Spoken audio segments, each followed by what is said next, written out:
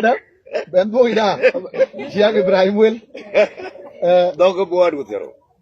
đã quy đặc chứ bùa của thằng quân nhà cái thằng đồng anh nhà thằng đồng anh ok cái gì lì cái bình amen là nàng coi mà đi hậu ok coi có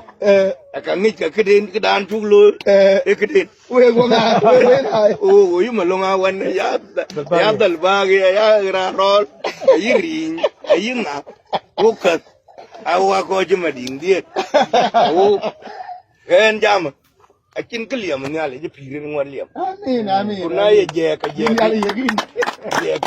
cái lên mình có gì nào vậy amen nàng cái lùi các cái à bây giờ lùi amen bị có bé anh chỉ dur thế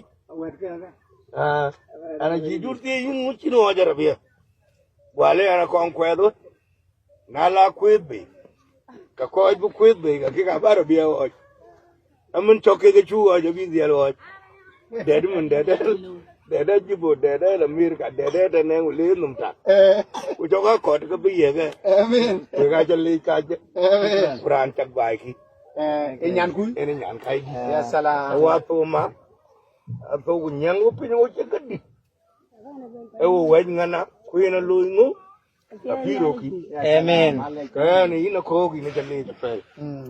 bắt tổng điên bắt điên của anh mà đi ngáo abu troy mà rê lục wa chú cái lưỡi lo đào phù, wa chú cái lưỡi lo cor cái phản, wa chú cái lưỡi lo coi cho cái tu, ayuk lưỡi lo mà loal, điên ta mà loal, na lên cái bè cho lưỡi cái lưỡi phản đun đấy, cái chín đấy ya tin gì, u coi đã chế bên trên phù đấy, cắt từng múc cái hòm cái, u jala cắt từng cọp, mắm đấy, abu cái phản lưỡi mà đi, chào anh chín cái chả lưỡi cái, syukuran jazila. Amen.